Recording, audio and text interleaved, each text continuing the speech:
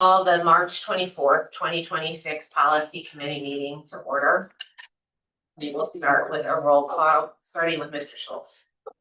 Daniel Schultz, present. I'm sorry, Robin Murphy, present. Leah Mulhern, present. Mia Blitzstein, present.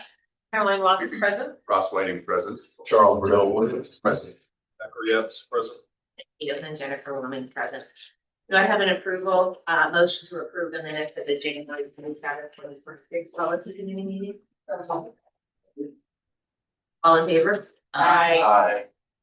The minutes are approved. Thank you. So we will head over to old business first. Pretty Azio.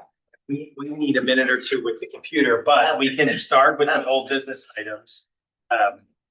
First item on the agenda is policy 218.2 on weapons. You'll recall from last month, there were some changes to the law regarding notifications that the district has to send when there are weapons violations on school property. And so policy 218.2 was revised to incorporate those requirements. There were no changes since the last committee.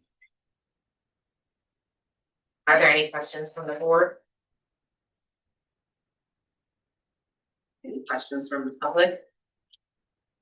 Yes, could you please, when you speak, state your name and where you live in this township? Yes. Hi, my name is Tom Peterson. I live in the Roland Park area, 14 Fair Road. I wasn't sure the proper place on the agenda, but I wanted to speak about the immigration policy in the school district. Yes, we're gonna hold on that. That is actually not on the agenda for tonight, but, and one of the big items that we're actually discussing tonight is, student use of electronic devices. So, that could be an extended discussion. We could, if we have time, or definitely we can talk about the policy for sure, but it is not something that's on our agenda for tonight. We could put it on a future meeting. Yeah, I'm hoping. Yeah, no, I think we probably should be able to. I just wanted to give you a heads up that the cell phone policy could be an extended discussion.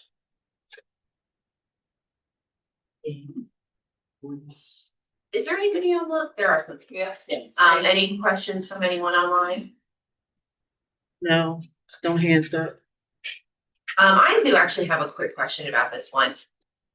Given that this was, revised a little bit to reflect the changes in the new law, do we have to add any new citations, or is the new law covered in the current citation? I believe it's covered, but I will triple check.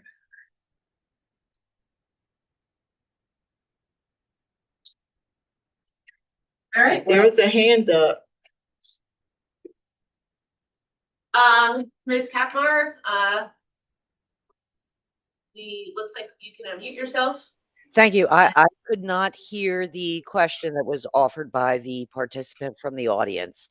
Okay, I will repeat the question. The question was whether or not if we could have a discussion about a policy regarding immigration, ICE, welcoming schools, like that kind of thing, which is actually not on the agenda for tonight, but we should be able to. Thank you. I just couldn't hear him. You're welcome. Yes. What's your name? Pam Albright. Just briefly, we didn't speak about the policy there. We feel some urgency about it. The situation. So I'm hoping it can't be a full discussion tonight or something. Could be put on the next. Will for sure that the district is going to be behind our students. Yes, and I will say, speaking as one board member, but I think I can safely speak on behalf of the district for this, we are behind the students, very much so. We have been since the beginning of the changeover to the Trump administration. We had issued a long communication to families at that point about our policies and our procedures for any type of law enforcement involvement. So we are definitely very much so, but we appreciate and completely understand your desire to discuss sort of further or affirmative types of policies. Share yours. Yeah. More like, At the hospital. which year about 70, but it might be good to reassure people and get out, what Yep, understood, 100% understood. Thank you very much. Thank you. And for anyone who's online who did not hear that, that was just another discussion about the desire to talk about how the district is protecting our students from ICE and immigration enforcement, and that was the general gist of it. So if there's no other questions about policy 228.2, we will move on to the next one. All right, the next one's 356, weapons. This is the weapons policy that's in the employee section of the manual. Just kind of piggybacking off the first agenda item, there is a reference in the policy that notifications of weapons violations will be made in accordance with the law. Any board questions on policy 356?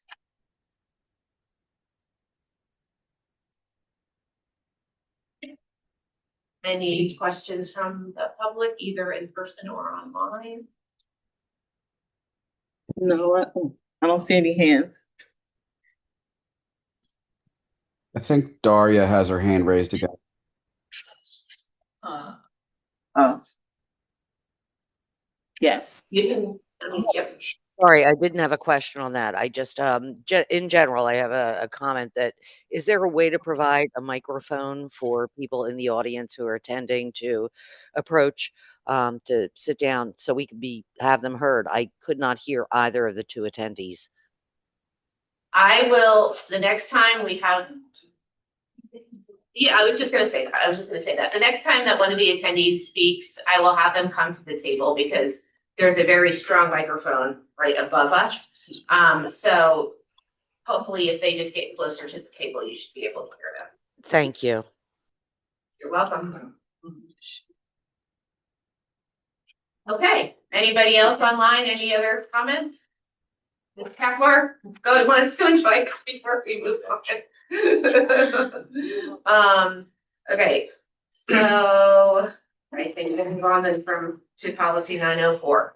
And 904 similarly had weapons language in there. This is the policy that applies to public attendance on school property. So there's a prohibition against having weapons. So we similarly made a note in there about notifications that would be made. So all three of those were sort of related to the same change to the school code. Any questions from the board on the policies? Public?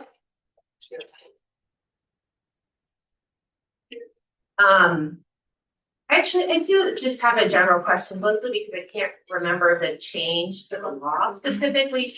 State law, can you just remind me, to be honest, what the change was to state law with regard to notification of weapons?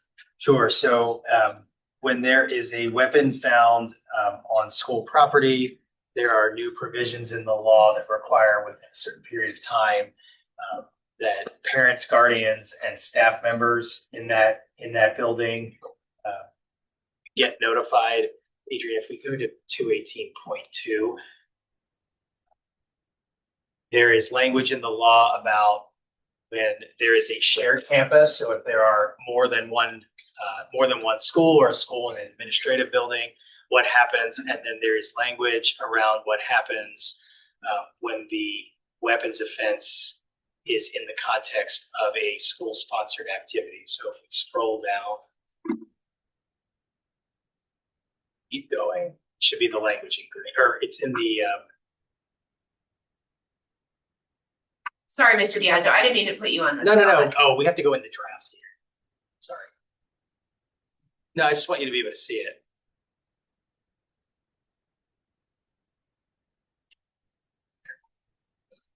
I see it. Keep going down. It should say. Keep going. Right here. So 1, 2, and 3. Incidents occurring in a school building. Like I said, parents, guardians, and students enrolled in that building, and school employees, a shared building, and then finally at school-sponsored activities. So when there's an instance at a school-sponsored activity, you notify, essentially, the law talks about the appropriate parents, guardians, and school employees. It really depends what kind of event it is. That's exactly what I was trying, that's the question sort of I had, is that the new law doesn't require that everyone in the entire community be notified when there is a weapon incident at a particular building. Correct. We have learned sometimes that some cases, district-wide communications are better for purposes of access to information. But you're correct, the law only speaks to certain universes of notification. We have taken a stance though to send it to the entire, Thank you. yes. That's what I was, thank you. Thank you, Mr. Biasi. Yep. Okay, next one, policy 623. Yes, so 623 and 624 are related. These are the policies that relate to use of dollars that the district receives through federal grants. So this could be our title programs. And periodically, PSBA will give us recommended tweaks to the language based on different audits that take place. Sometimes in connection with cyclical audits, they learn things or they recommend minor tweaks to language. So you're just seeing minor changes to 623. At 624, you're also seeing some of the dollar thresholds change. They change periodically. Sometimes it's annually, sometimes it's not annually. It's periodically, but those thresholds change time to time. Thank you. Are there any comments from the board? I do have a question. Yes, Mr. Is the PSBA travel related to a federal grant or not? Yes. It is. Yes. So does this mean that for our, for the public, there's an annual conference, Pennsylvania School Board Association, which provides professional development. PSBA. Yeah. No. Wonderful. Okay. No. So I do want I thought you meant the PSBA model. No, yeah, thank you. Sorry. I was unclear. So to be clear, when we as board members go to the PSBA conference, and there are some travel expenses, it's not a huge amount. Right. That would not go through this policy. Correct. It also wouldn't go through 331 or anything like that, correct? Because that's job related, employee related. Correct. From a practical standpoint, in terms of the sufficiency of documentation, I think the business office would look to the 300 series policy to see what's acceptable. So a mileage log, a receipt for a meal, things like that. But there is not there's not an exact policy on board member reimbursements. The only reason it came to mind is I saw the school officials is referenced in here. Yep. And it's always been a little bit of a question to me of, are we supposed to approve those expenses on a public agenda or not? And what is, They always get approved through the payment of bills. Right. Okay. Because every check, every dollar that goes out the door always gets approved at a minimum on the check register. thank you very much. Yep. Thank you for that question. Any other board questions? Any questions from the public in person or online? No, there are no hands raised. Move on to policy 624. Yep. Safe. I think we sort of talked about that one too. Just some minor cosmetic updates there to policy. And mainly the dollar thresholds are what changed in the ARs. There's 5 ARs listed there. Oh. I actually think that we put them in, but do they all look new? Are they all redlined? Yeah, so much of the content here did not change. These documents, they were older. And they were in there as image files, as text files. So we were not able to edit these documents. So we put new ARs in there, but the language is almost entirely the same that was there before, but for some of the updates to the dollar thresholds. Okay. Are there any questions from the board on either this policy or 5 ARs? And just to be clear, there was a question at the last meeting. I'll just repeat it. I think the question was asked, are any of the changes to any of these policies related to any change in federal policy over the last year or two? And the answer is no. These are fiscal management policies. They have nothing to do with executive branch policies or priorities or anything like that.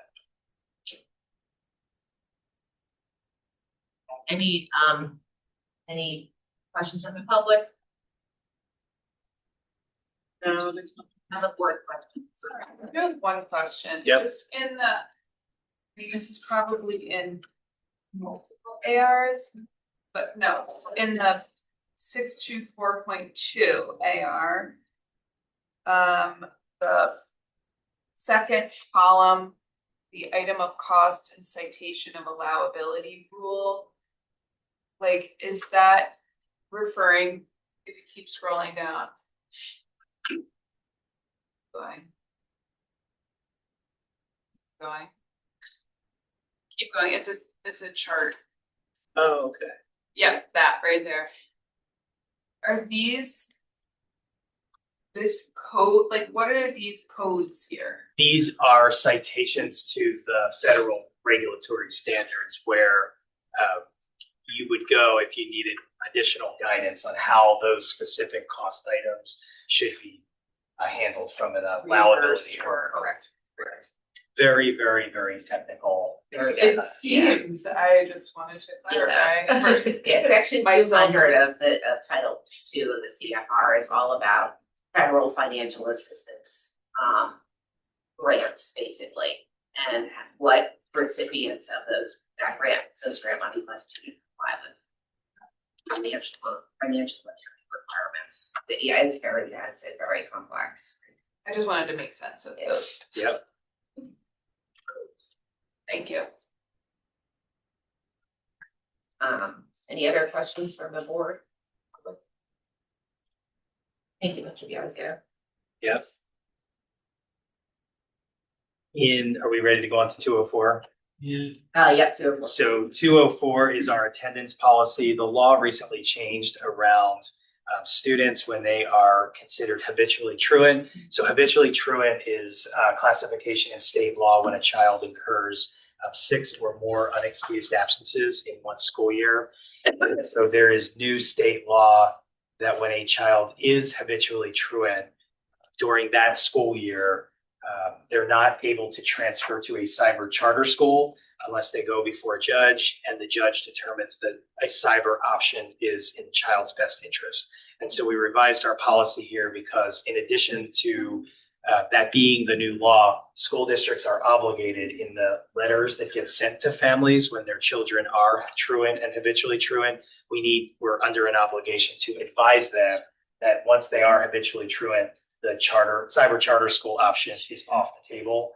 So we built that into our practice here. Where is this for difficulties? So I have a question, but I'll wait. Any questions from the board about either policy 204 or the AR? Mr. Schultz? I just note that this policy, unlike many other policies, things like definitions and specific details are in the AR. Yeah. I'm curious about the rationale of that. Would it be more, are we moving in that? Which direction are we moving? And what is I think recommendation? our practice has been to include definitions in the policy, and this would be an appropriate time to move them. My guess is that this policy was first adopted when the state law was overhauled about 10 years ago. With truancy. That's probably the right date. And we probably made a decision to put everything in the AR because things were changing. The definitions probably should be in the policy. So if the committee was open to that, we could move them. Yeah, thank you, Mr. Schultz. That was actually my question about this policy as well. Yes. This isn't a question, but more of a comment. At the bottom of the AR, there's an attachment that is a request for educational travel. And I just want to point out to anybody who may be listening or thinking about travel during the school year, that this document is available on the school district website. You don't have to go digging through all of the policies to find it, and utilize it. Thank you. Thank you for pointing that out. Mr. Schultz. And one other item, so first, just to be very clear, technically, right now, there's no actual change to 204 that I'm seeing. It's all in the AR, which just means from a functional purpose, that would go forward without a vote, and we would update the language in a future cycle, but we don't need to wait 4 months to. So within the AR, my question is, there's a reference, which I love, to the notice shall be in the mode and language of communication preferred by the person in parental relation. My question is, practically speaking, how do we know that mode? Is that collected on enrollment? And how can parents who maybe don't prefer English or don't prefer email or whatever it might be, how would they convey to the district their preferences? So the district does a home language survey when families come into the district, and then the home and school visitors, the 2 home and school visitors, and the school counselors are usually the folks that would alert Ms. Keith Smith's office that you have a family that is in need of translation services. Fortunately, the translation, which used to be more of a burden, there are a lot of tools now that make the translation very, very easy for us to do. Positive side of AI. Yeah, thank you very much. Thank you for that question, Mr. Schultz. Any other questions from the board? Any questions from the public in person or online about this policy? Don't see any hands raised. Okay. No hands raised. I have a question that probably would be better asked of Ms. Smith, and I would have asked it when she was at janitor. But now I see it in the AR.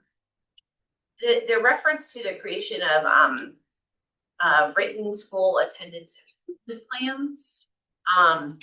Is that something that I assume her office kind of manages? Or who's responsible for those at the building level?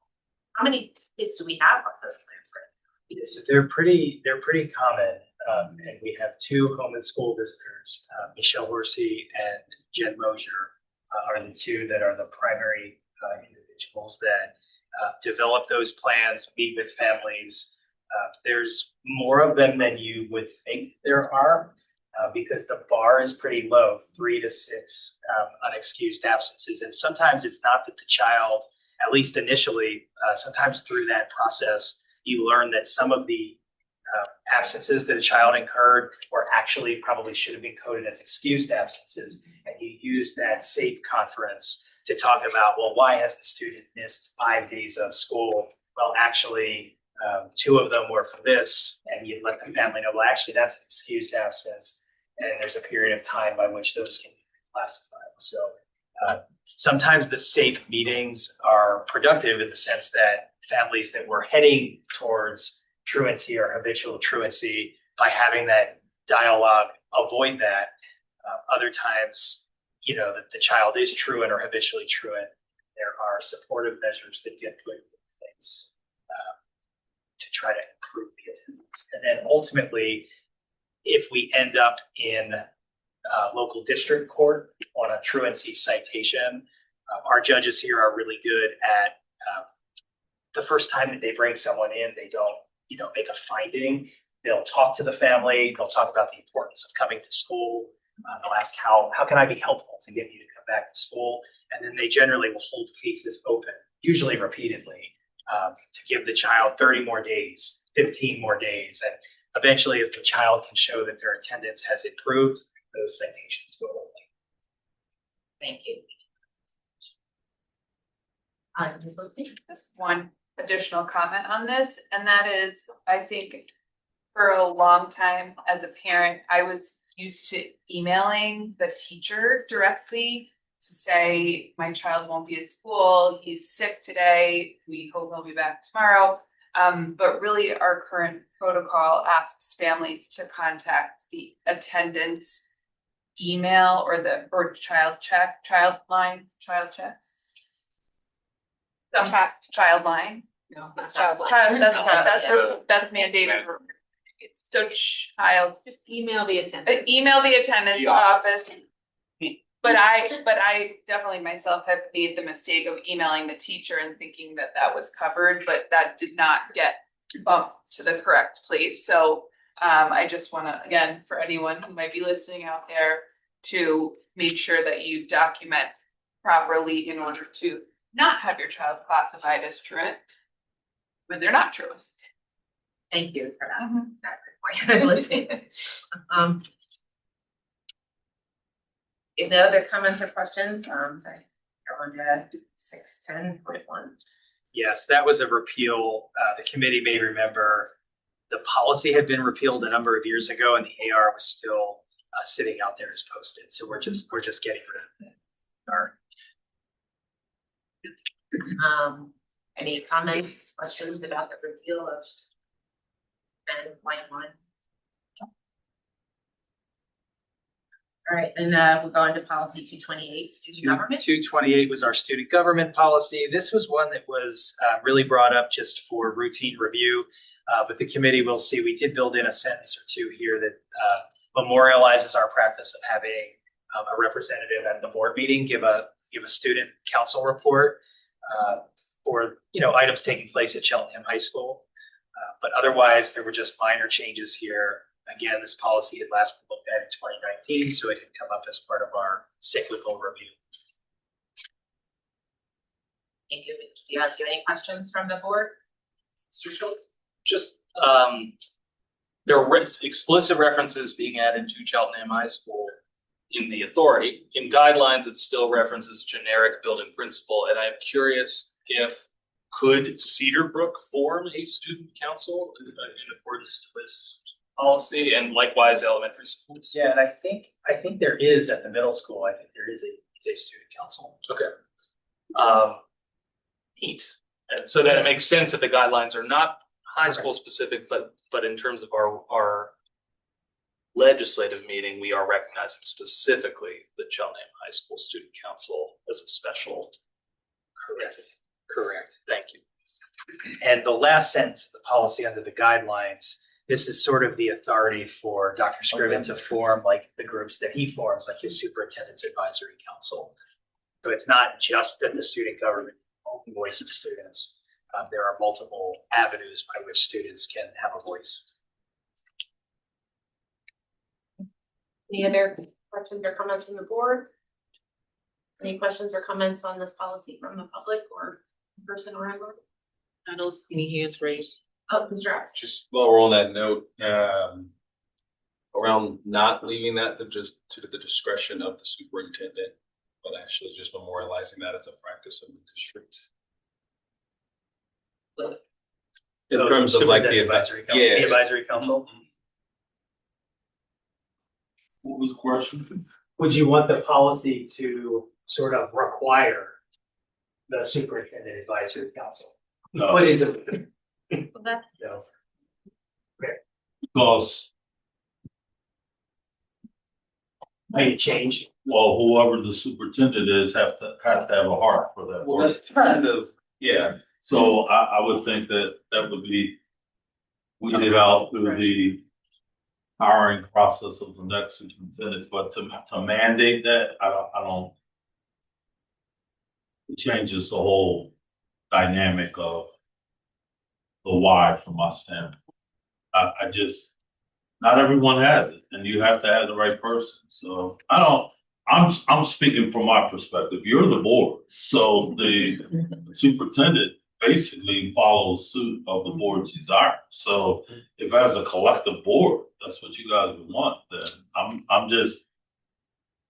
knew that was something I needed to do because there was a disconnect in terms of me having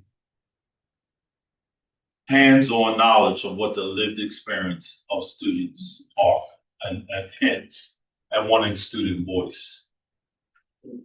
Well, clearly I'm not opposed to it, but that's something you guys would have to decide. Yeah, and as one board member, it's that reason, it's that same reason why I would want to include it. Because yes, it can be weeded out of the hiring process, but if it's a mandate, that's left to discretion again. So that's another layer of discretion for the board to prioritize.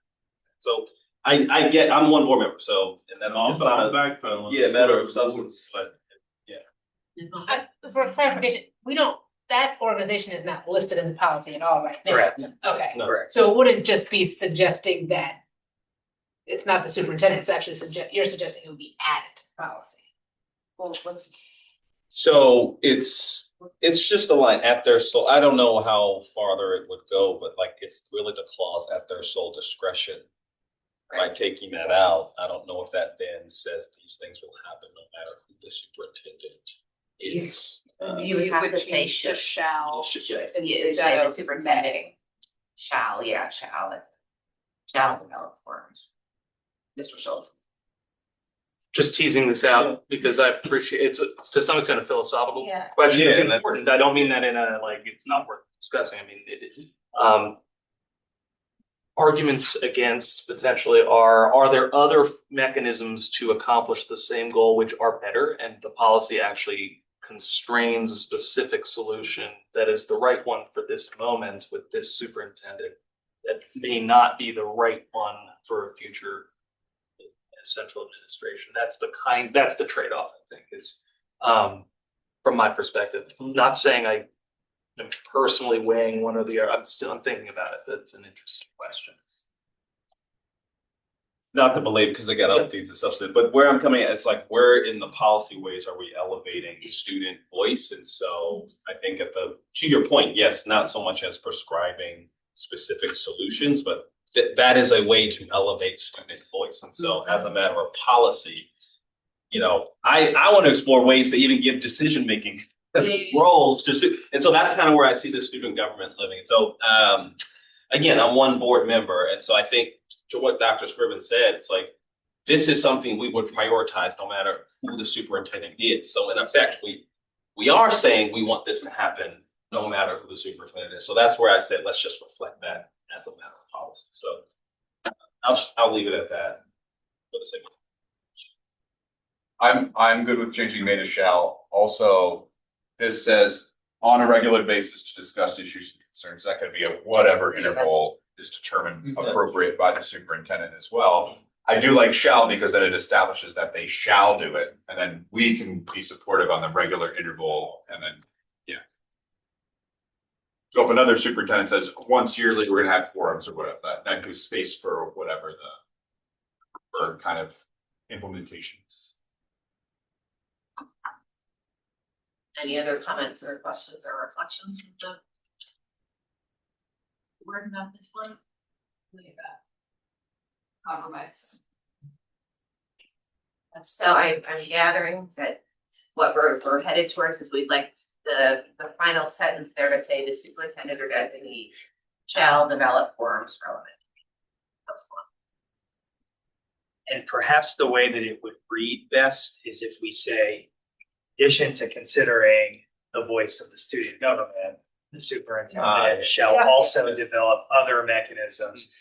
I think it would also be helpful in this sentence to indicate that those additional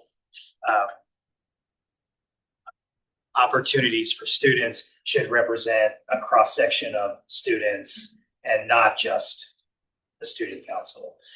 So I can rework. I have some language that I'd like to propose. That probably should mean that this one should come back for a repeat first reading, which is fine. So, add a sentence there. And then this one will go for a repeat first reading. We'll bring it back. Just a brass tacks question within this change. It says or designee and elementary. We have multiple elementary schools. Are we saying in this policy is the intention that building principals could potentially be the designee and multiple building principals? Is it that the central administration is going to be having forums at each elementary school? I think the words elementary, middle, and high school will come out eventually. I think I've got some language that I'll propose for the committee that talks about, to Mr. Epps' point, just elevating student voice in general. Okay. Whether that's at every level or appropriate levels. I think the goal of elevating student voice will be accomplished. Languages. Thank you. Yeah, I just didn't want us to Yep. realize we accidentally created 10 hours a week of work that it wasn't. Not that I don't think every elementary school should have its voice. Thank you. Any questions or comments from the public here in person on this policy? 28 online? Yes, 228, just care of school proper. Oh, sorry. I'm jumping ahead to 224. Right. I'm too excited. I'm sorry. No, 220. Okay, thank you, Mr. Epps, for raising that. All right, and I think we're good at. Okay. Yeah, so 224 is just the care of school property, not a super exhilarating policy here, and just sort of cosmetic changes. Any questions or comments from the board on this one? Is the document attachment A utilized frequently? In the AR? Yes. On this AR? I'm opening it. Yeah. This AR. Yeah, it's understand, it's the acknowledgement and responsibility agreement form. Yes. And relatedly, I request we make that a PDF because not everybody has a subscription to Microsoft Word. Oh, yeah. Yeah, I can't access it. There we go.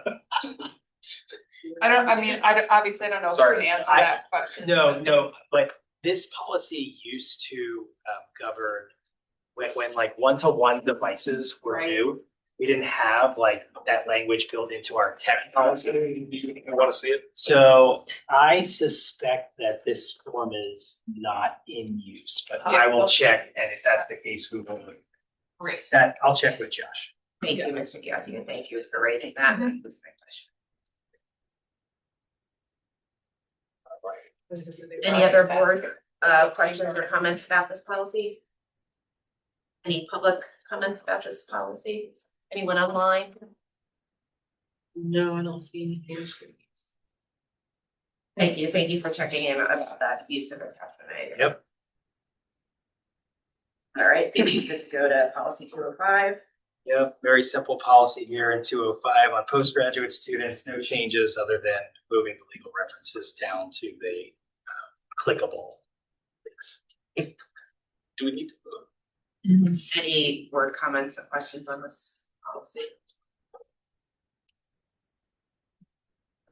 Public comments? Anyone online? There's an attachment. Yeah. All right. Use of legal policy. Thank you, Mr. Biaggi. I think we're good to go to policy 706. Yeah, 706 is our property records policy, just immaterial updates to titles and things there, nothing significant. Any comments, questions on this one from the board? The public, property records. And then we'll go to policy 706. And same thing there, very few changes. And just because I see we have a little bit of an audience here today, some of these policies that you're just seeing immaterial changes to, in addition to addressing policies where the law changes that we need to change policy or because it wants to take a specific policy in one direction or the other. Sometimes we just routinely review policies in our manual that haven't been reviewed for 5 to 7 years, and there's generally very few changes to them. So on most agendas, you'll see at least 3 or 4 items that are just policies that are just with very few changes. That's why they're there. Thank you, Mr. Diazio. Mr. Quick Schultz? question, there's, in the guidelines of references, major items and major loss. I just wanted to understand, is that a legal term with a specific definition, or what does major mean? I think it's a subject termination that the Director of Business Services, right? That makes sense. I couldn't hear that. That would be a subjective Okay. decision that the Director of Business Services. Okay, yeah, I think it actually may be an accounting term that they have some understanding of. Thanks. Any other board questions or comments? Public comments? Or online? And I think that's it for old business. So Then you wanted to move policy 237 up to the front, right? yes, Okay. yeah, there's 8 policies under new business. We'd like to move policy 237 discussion. And just so the board knows, none of the items that are listed under new business are time sensitive. So if any of them have to get pushed to May, Okay, there's no urgency to enter. that's good, because that might give us some time then. to Yep. discussion. Thank you. And just so the committee knows, 237 is the student use of personal devices policy. You're going to see there's no red line changes. As I understood, the committee wanted to have a discussion about what the policy should be. So that's why you're not seeing any changes. The existing policy already does give school administrators the authority to regulate the use in their building. Whether or not the board wants to impose additional minimum requirements, I think is a balance. Thank you. Yeah, I just want to frame this a little bit. We had a discussion about this policy almost to the year. This policy was discussed at the March 25th, 2025 policy committee meeting. And the addition at that time was to the administrative regulation, which clarified that, as you just said, building principals could impose restrictions about the use of personal electronic devices in their buildings. But given the fact that we now have more and more of our neighboring school districts adopting a variety of types of either cell phone bans, bell-to-bell cell phone bans, or cell phone restrictions during classroom time. In addition to which, there are several bills in the state legislature contemplating the school districts, requiring school districts to adopt a policy prohibiting the use of cell phones during the school day, both in our state and then also I think New York has actually adopted that law. I think New York State has passed a law, and New Jersey prohibiting the use of cell phones by students during the school day. So it seemed like the time was right to consider this policy again. So I'll open it up to board discussion first. I just sort of interested in hearing and knowing sort of where board members are thinking about kind of if we wanted to put parameters on cell phone use, interested in bell to bell, classroom time, what? Ms. Murphy? I'm a bell to bell. But I do recognize too that I was a whole really something. With that being said, Tell us so with that being said, I recognize the urgency and the issues that folks will have, but I still believe that. Thank you, Mr. Schultz. Oh, I'm sorry. I was just gonna say, maybe we can define also like some of these terms, both so we all are on the same page and for anybody listening in that like bell to bell, what bell to bell means, and when we're talking about restrictions. For me also, when I think about any restrictions that we are gonna face on any electronic devices, obviously we know students are very creative and resourceful, so we want to think about how to balance that resourcefulness as well as thinking about everyone's best interests, health, and academic success, but also how we plan to enforce any restrictions. So bell to bell when I hear you say, or do you want to explain bell to bell? Just for, Oh. just for the public sake. For the sake of the public, bell to bell is school starts, the phone is gone, and you don't have it released in whatever form it would be until school is over. Thank you. I just want to make sure like Yeah. everybody knows terminology that we're utilizing. I think I saw Mr. Schultz and Yeah, then that's you, what Mr. Evans. Yeah, I just wanted to voice that this has been a sub thread for a very long time, I think, both within casual discussions I've had with individual board members, but also hearing from the public. We've received letters from students over the years asking for a cell phone ban. And I think the evidence is increasingly obvious that this is one of the biggest ways we can have a positive impact on school culture, possibly on academic outcomes. The data feels very much there that a bell to bell ban is A, the writing on the wall, what's going on in Harrisburg, and B, the right thing to do, despite it being a difficult thing to implement, and that we would rely very much on parents to get behind this and students to, well, maybe not get behind it, but at least eventually, I think, accept it. Thank you, Mr. Evans. Oh, do I keep missing hands? I'm sorry. No, that's- I just have a question, point of clarification for myself. This is my first policy meeting. So are we discussing simply the policy and not the enactment of that policy? So when I hear you say it was going to be bell to bell ban, are you thinking that comes with yonder pouches, or we're telling people not to bring them? Or No, you're not not a even different- no. speaking to that? That's Yeah, a I'm different not speaking to discussion. that. We are talking simply about, okay, thank you. Mhm. Thanks, Mr. Epps. Mr. Evans?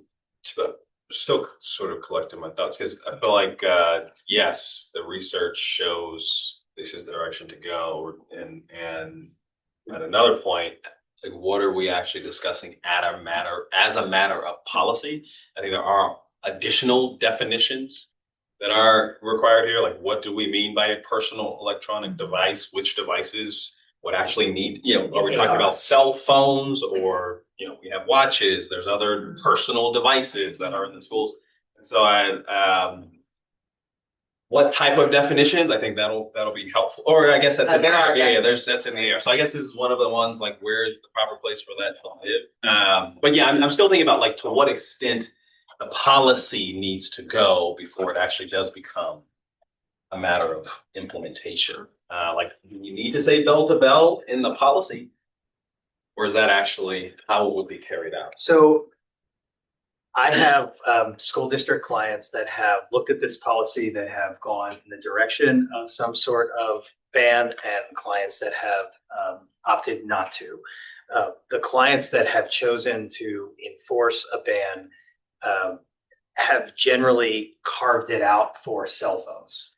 And so it wouldn't apply to every electronic device. It would start out with cell phones because building administrators were sharing that the other devices, they were able to manage those devices just in the regular course of the classroom. Because the policy still gives individual building administrators the ability to say no watches during the test, right? Or put those things away.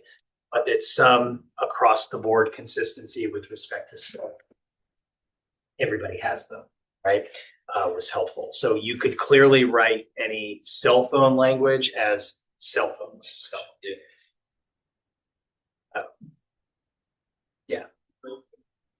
Just from the perspective of a teacher, thinking about enforcement of a cell phone ban, I think has to be part of this conversation.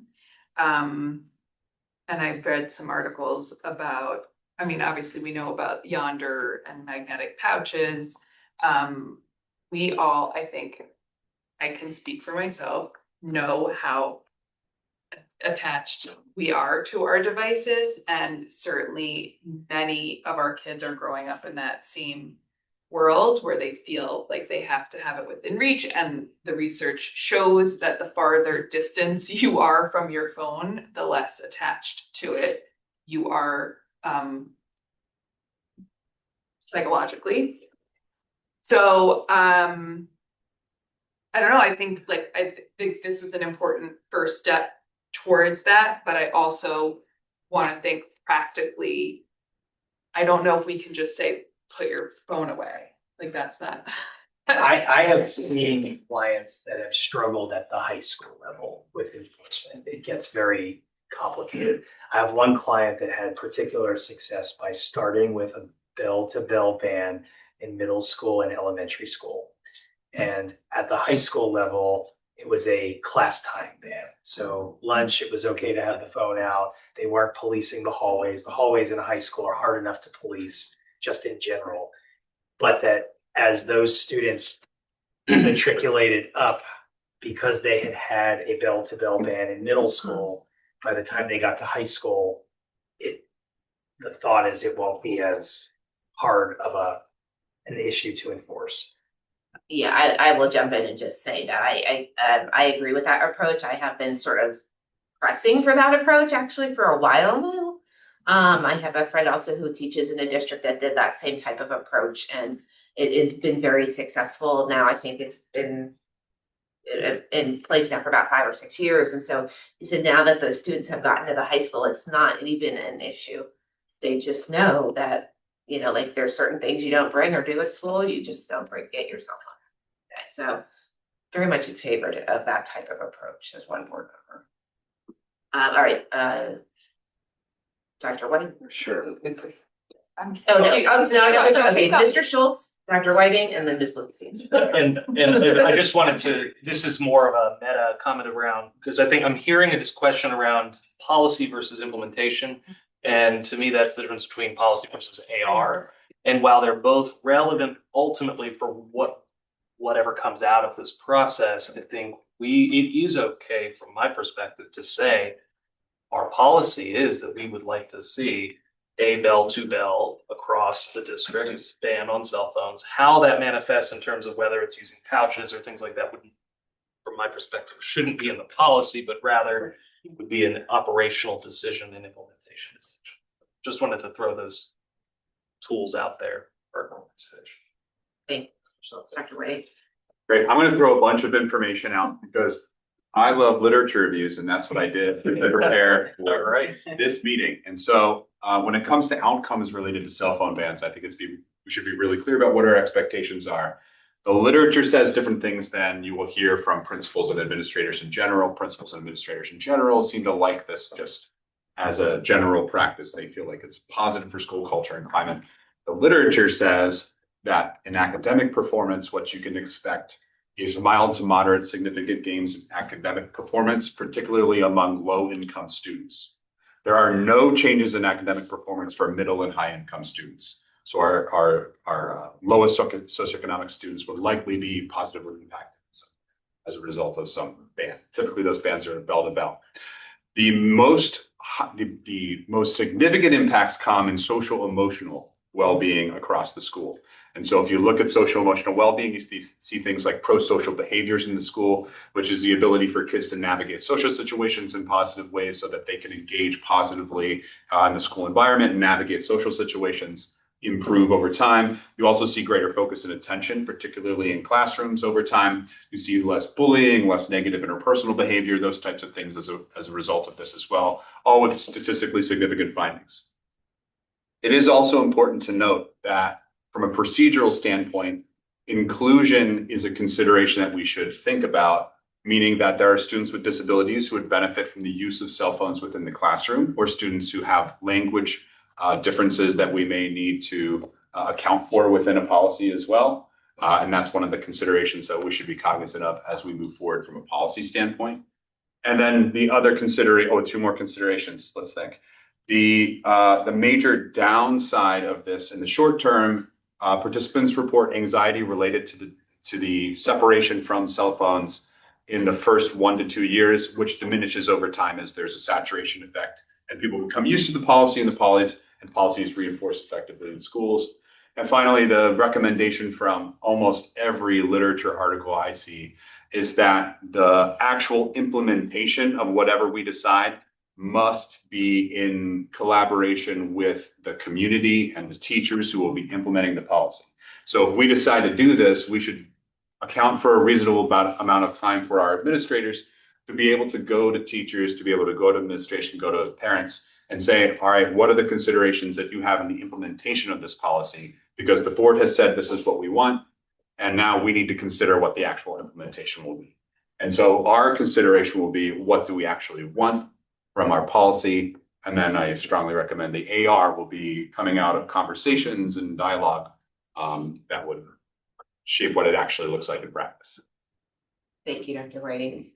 Just to add to that last point, can our policy include a timeline of expected implementation that accounts for enough time? Sure. So that way we don't ever have a period where the policy is not being followed in quotes.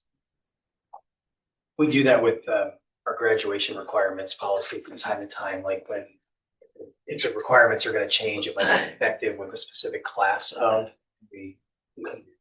Sure. Thank you. So I want to also, first of all, thank you for bringing that information. And second, the use of cell phones for accommodations and for communication and for tools that are worthwhile to have on hand. And so I just want to bring up, there was an article in the LA Times about a school, multiple schools that use this app called Opal, which blocked certain apps, like social media apps, from use between the hours of bell to bell.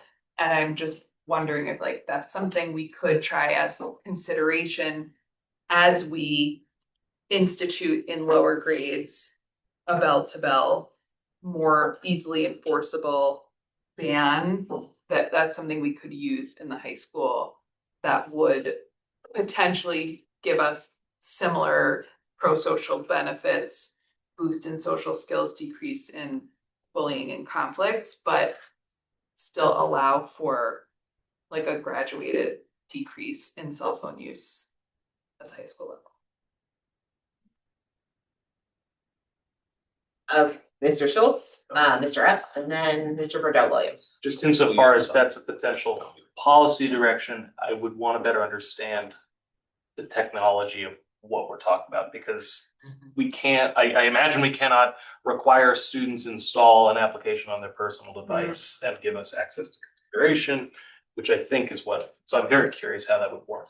Yeah, point of privilege is also about the idea of the need for cell phones for accommodations.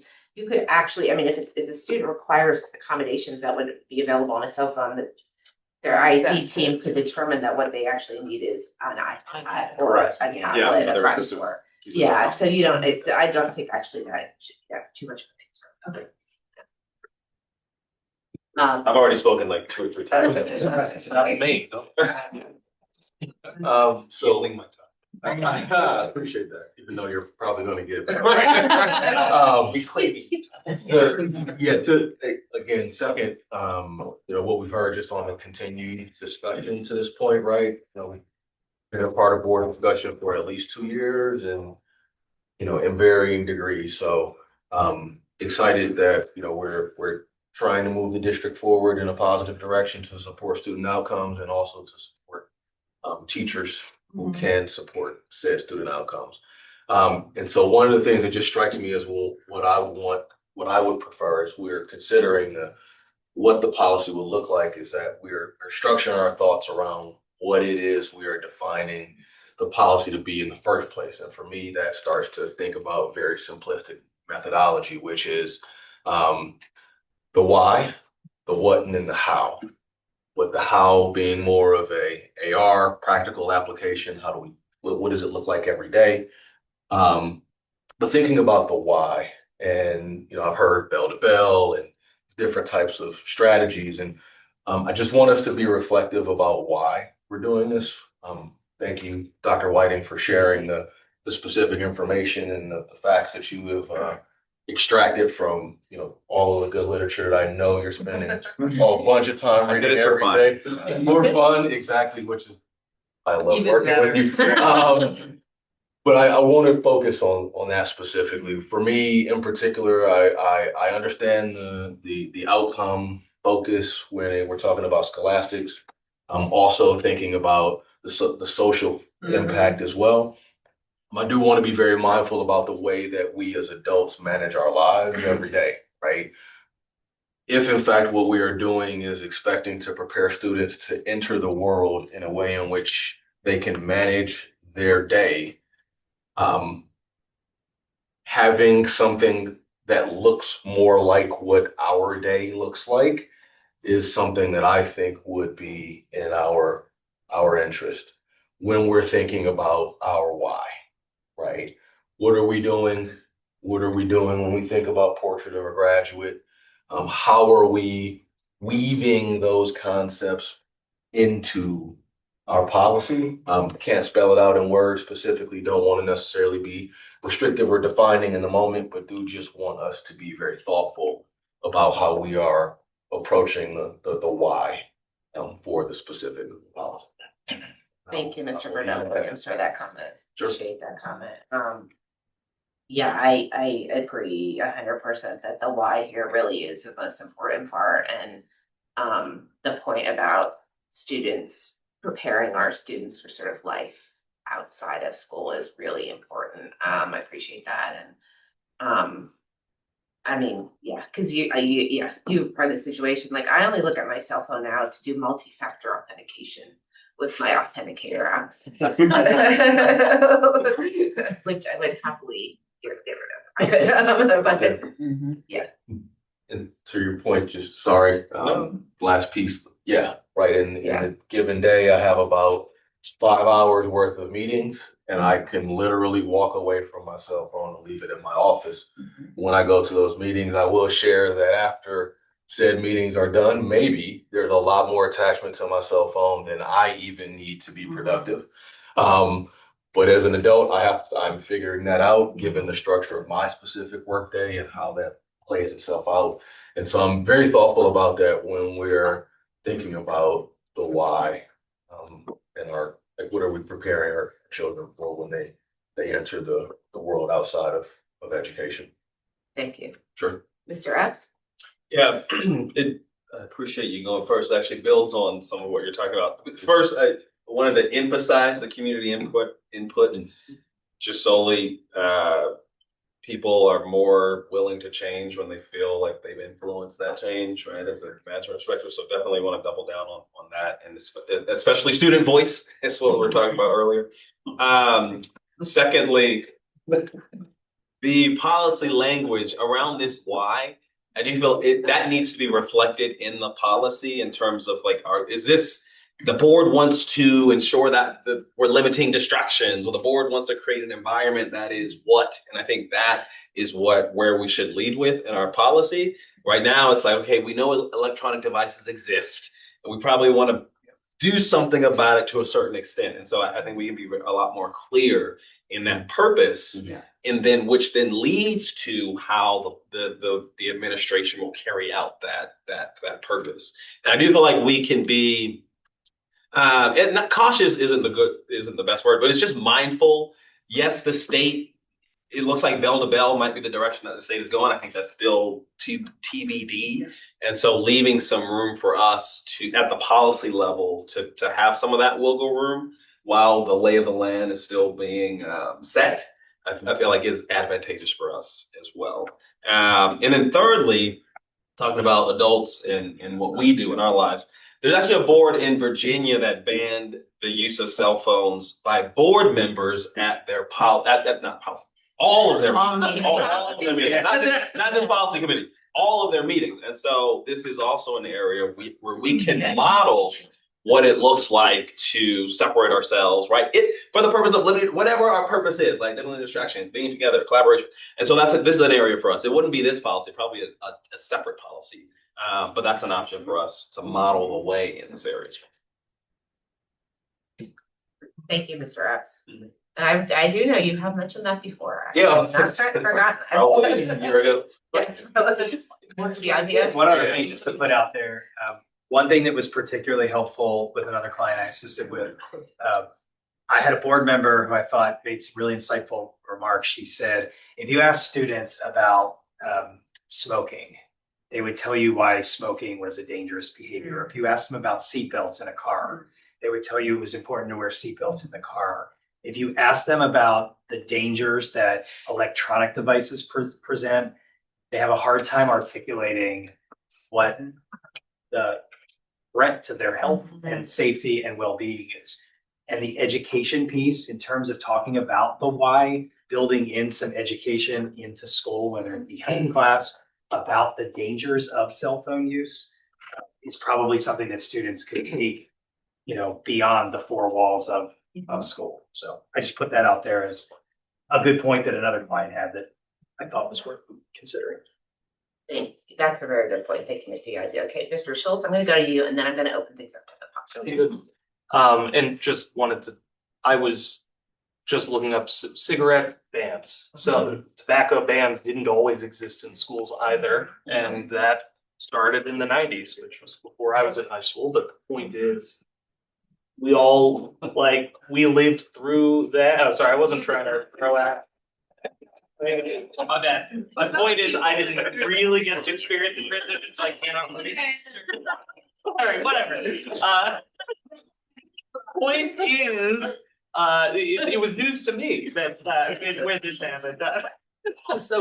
But maybe there are lessons we can look to around how that transition occurred, why that transition occurred, and it feels like there are some echoes in this conversation with that. This is an addictive force on our kids, and there will humans and on all of us, yes, and so that's all. I just was an interesting parallel and that similar to the. I guess seatbelts probably also weren't always.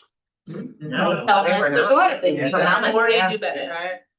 All right.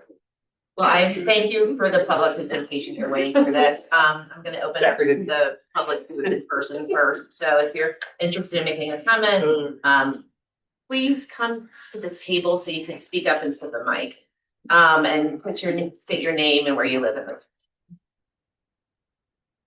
This is on 237, right?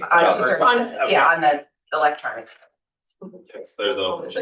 There we go. Just as long as you can get Please. Yeah, I can't hear, so. Hi, everybody. I'm Katie Wynn. Last name is about Huynh, and I've been up in Park, and I came a year ago and spoke with all of you. And I just wanted to thank you, first of all, for serving on the school board. I am so in admiration when I come to realize how many hours you guys all put in on your own time to keep our children safe.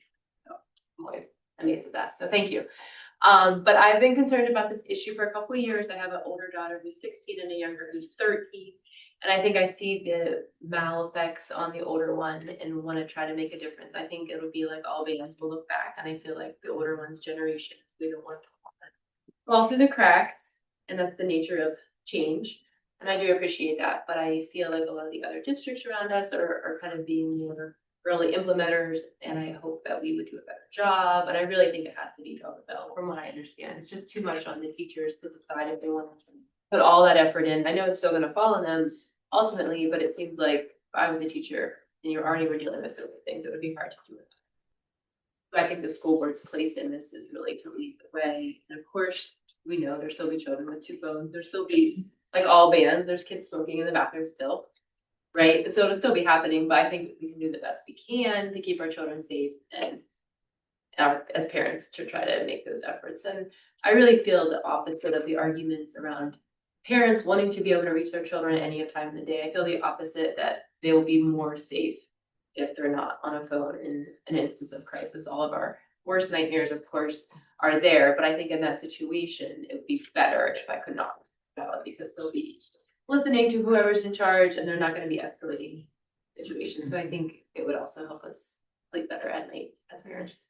So thank you for considering it, and I would love to be a part of any community support that we can give. Of course, there'll be a lot of listening, and as we mentioned, getting parents buy-in early on, and we would love to, as a community, be a part of that. Yeah, Thank you so much. And I believe it's your birthday today. Oh my God. That's how you policy. What is there? See you sooner or later. Have some cake. We have a kid. Are there any other, so thank you, I didn't mean to call it.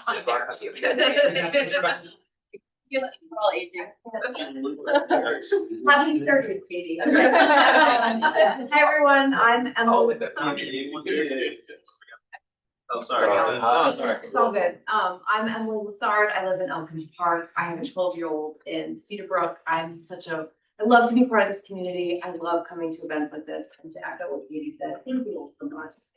Particularly in this moment of frost, for the political environment, it really is especially important ethically, for it to come to a space like this and you can see all of your good work. I'm here to echo Katie, and I'm here to echo, I believe, every voice at this table. It's time. Bell to Bell, I think perhaps a year ago or 2 years ago, was a nascent idea. And there's enough cultural buy-in and there's enough good literature out there for the community and for those who are here and want to make the best decision for our families to buy in. I agree with what was said. It's an extensive amount of marketing to be done. I'm a marketing professional, so I'm heavily biased here. But I do feel that it's time. In our community, we see it on the bumper stickers on all of our cars. That those of us who choose to have that sticker, progressive. We're a progressive community. Having this as part of our rules and our laws and how people enter our community shows that we are a progressive community. That we care about socioeconomic growth and not only academics. And you mentioned this as a parent of a young woman, it's not just about academics. And I'm so glad that was here. That's what I really wanted to talk about, particularly for young women, how important it is to have a bell-to-bell policy. So I was heartwarmed to see all of you here, to see some friends who I've seen in the parks and in the pools. And I look forward to a happy summer with you all. I commend you for your work, and I'm here to support the Bell to Bell and really be a vocal advocate also in my community and do what I can. So it's time. Thanks, y'all. Thank you so much. Are there any other members from the public who are here in person who'd like to talk about this? Is there anyone online?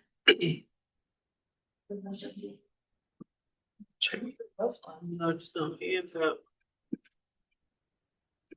No, nobody online that has a hand raised. Thank you. So I think next step, oh, sorry, Mr. Riddell Williams. Nope, I think you were getting ready to. To ask.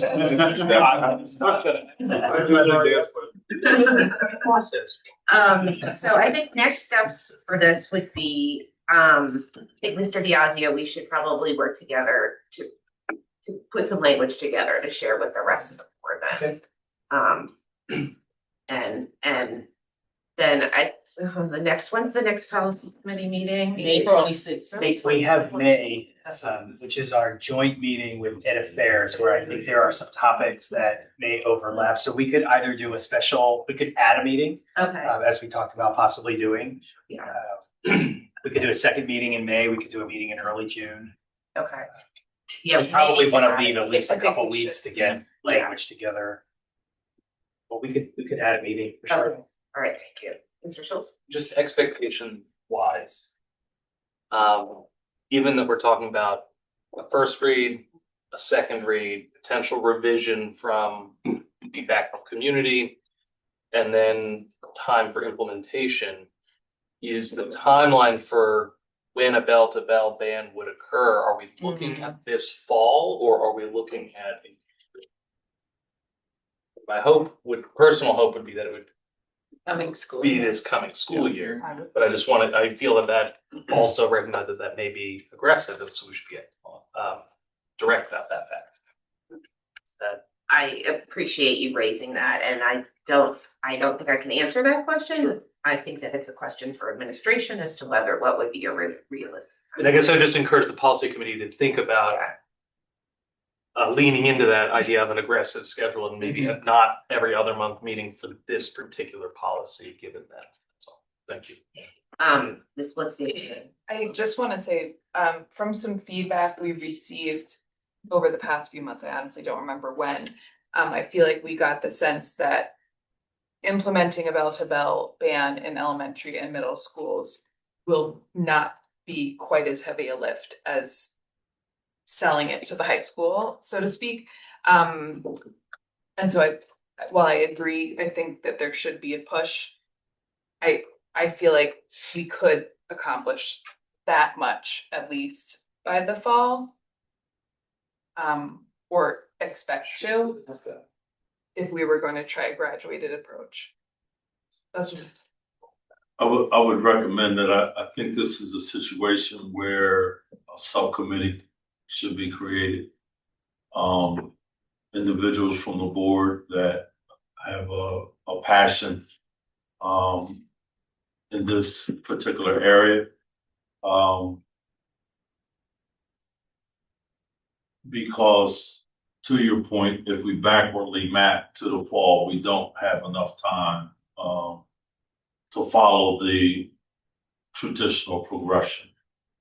So that would be my recommendation with individuals from our team to really discuss our action plan in terms of taking this from theoretical to operation. So I'll let Small Herm facilitate who would want to serve on that committee.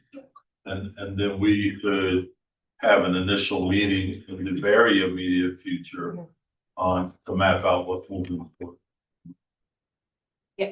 Agreed with that. I think that's a great idea. So I will organize that, work with you, Ms. Lowman. I just want to add though, for the sake of, in terms of if we are trying to add another meeting, I have that we are meeting in April for policy and maybe it never got taken off, but it is on my calendar. There is a fourth, the 28th is the fourth Oh yeah, it's on my. Tuesday.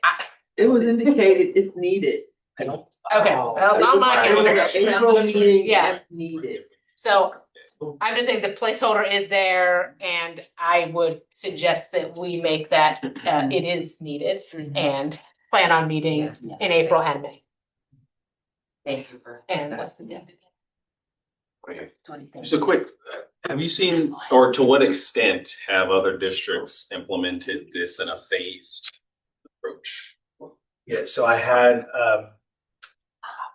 the client that I just spoke about earlier that implemented this year. They started in their middle school, and similar to your policy, right?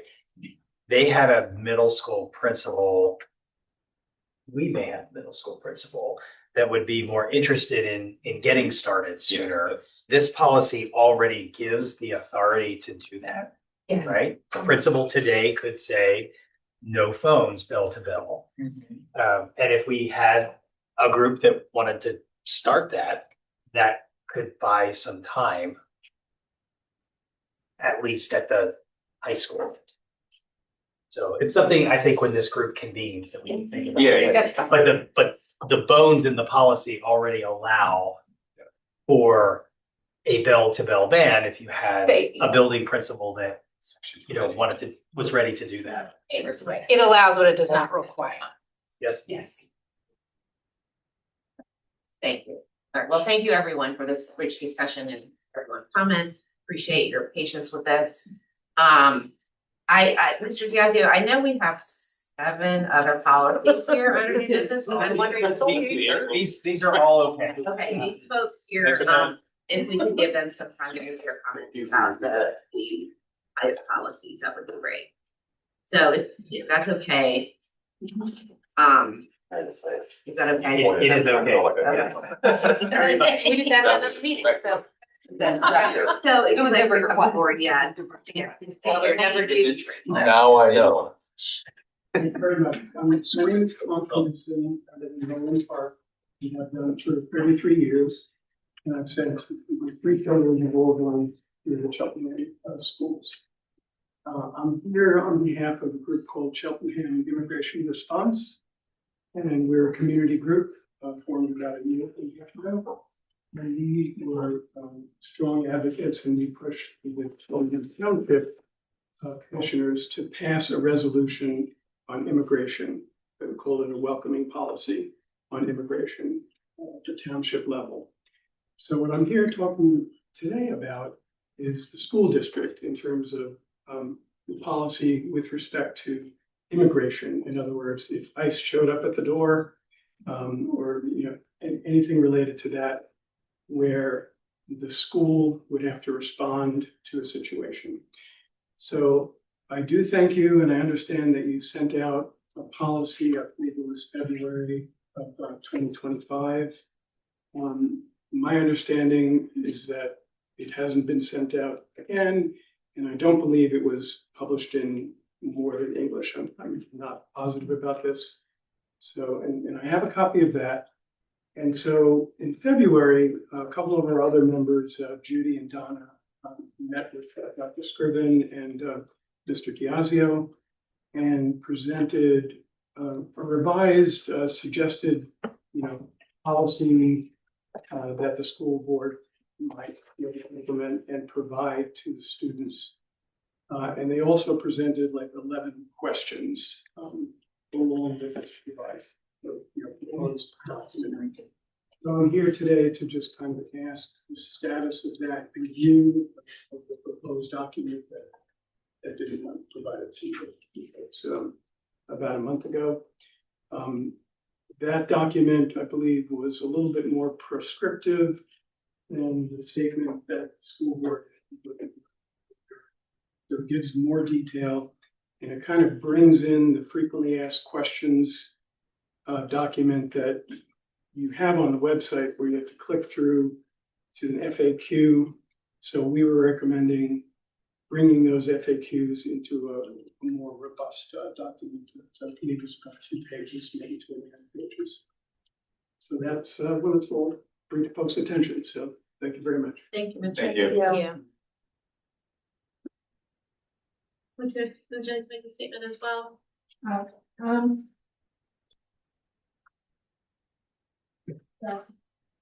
Hi.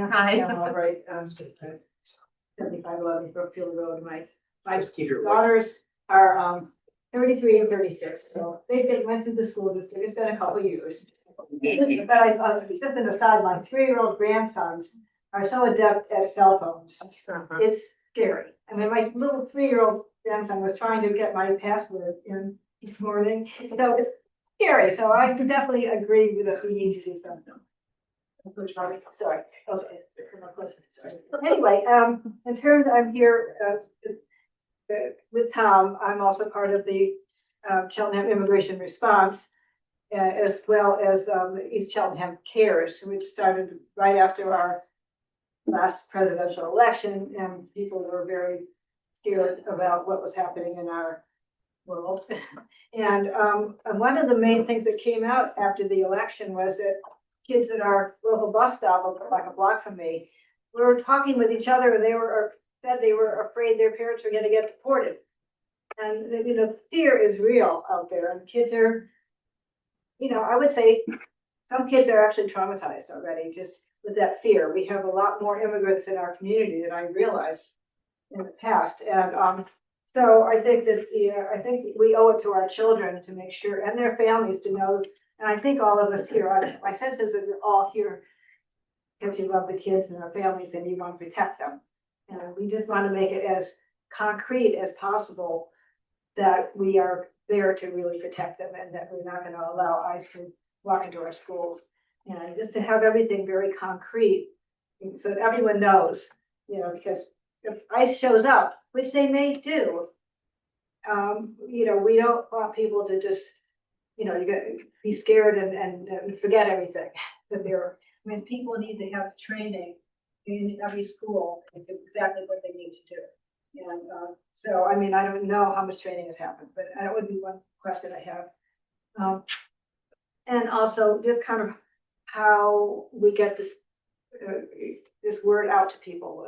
I think it's time to redo that for a year since any policy was sent out to the families, as far as I know, and how to get that out again, to let people know that, we're staying on top of this for our community, and have it in, I think there's 5 major languages in our township, have make sure that all our community is approached with their native language so that they are, and, you know, so that it's easily accessible to everyone. And also just kind of what supports are available for students if an incident occurs with, if, you know, with their, you know, fellow students. I mean, I know people in Philadelphia, they have a neighbor who's a principal in a primarily Latino community and a school in North Philly, and she, you know, said, how do you approach the kids and talk to them about the empty seats? Kids who have been, you know, snatched up or, you know, have been deported or whatever, you know, like that, as far as I know, hasn't happened here. I don't know for sure, but, you know, we need to deal with our kids' fears and be prepared for anything like that to happen, because things are not any better. Things are getting worse day to day. And, you know, I think our primary concern for all of us in our community is how to protect our kids and our families. So as concrete as you can be with this, you know, policy, and I think it's really, really important, and that all the families know exactly what we're doing and how we're preparing. And I know some of this has already been done, but, you know, but we just want everyone to be fully clear that we're behind them. So, thank you. Thank you.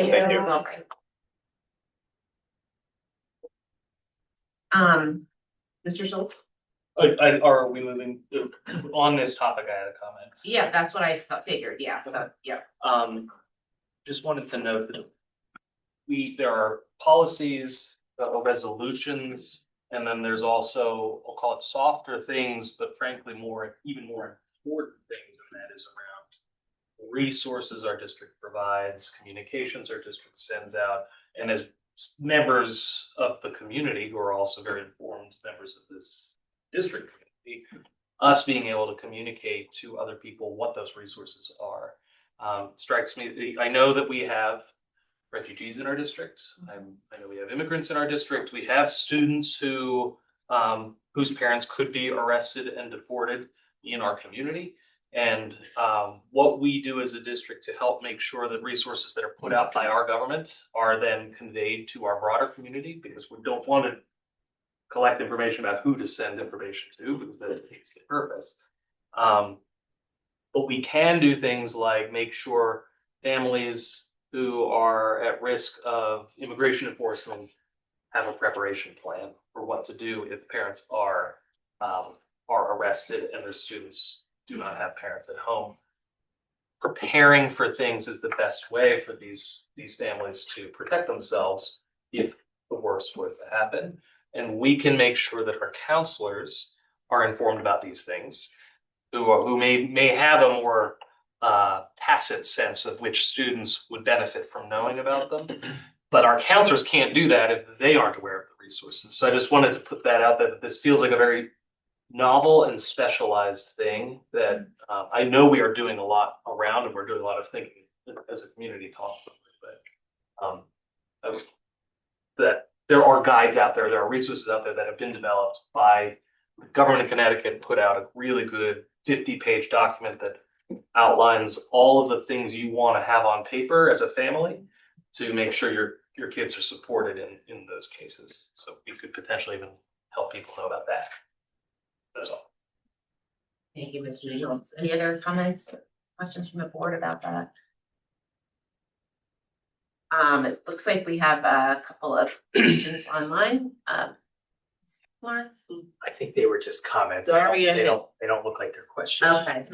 She made 2 comments. We have a number of groups that have formed to address these issues. Okay. I can provide recommendations for local groups. Thank you. And I think Mr. Peterson and Ms. Albright are also members of these local groups. And I think as a board, you might be asked how you're going to protect our students, and then what access will be provided to students and their families demanded by ICE. Cheltenham Township took a stand. Please do the same. What happens if ICE stops? What happens if, we do have procedures about that. That has been outlined in some detail, actually, in the letter that we sent out last year, which I think we're leading towards, reissuing again yeah, but I will say that, we have procedures about this. The front office staff are informed and have been trained about that. We do not let ICE, in the front door and unless and they're not, we're not gonna permit them to take anyone away unless they have a valid judicial warrant. Which would be verified by our staff by contacting our legal counsel. So there are definitely steps in place to make sure that we're not gonna, the reality is we don't let anybody waltz into our buildings. We have we have secure buildings for a variety of reasons, obviously. So, there are things in place already to address that, but we will certainly make sure that everyone is aware of them again. I just wanted to add one sentence that to the verifiable warrants, even when a warrant is if it's verified, there's even procedures in place to limit the access to ensure that it's limited to that warrant. So I think we have protocols to prevent access, and then even if there's a situation where access has to be granted, there's procedures for that as well. And so I wanted to add that. Yeah, thank you. Yeah, for what it's worth, we're board members in the district. We can't get into district schools unless we share our license, our driver's license, and it's run through a system. So there are general procedures that are protective, but also specific procedures that we have in place as well.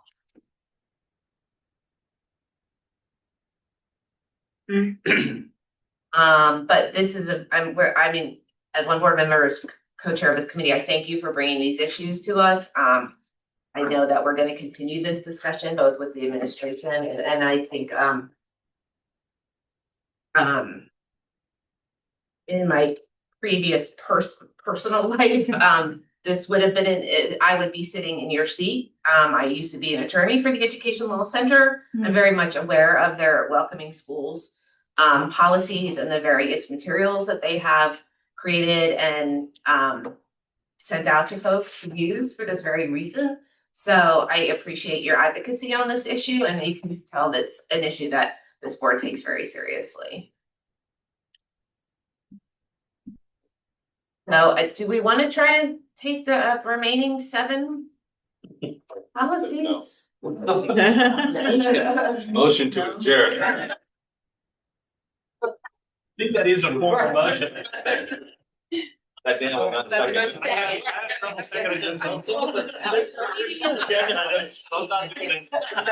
pushed the limit. You had a limit. Yeah.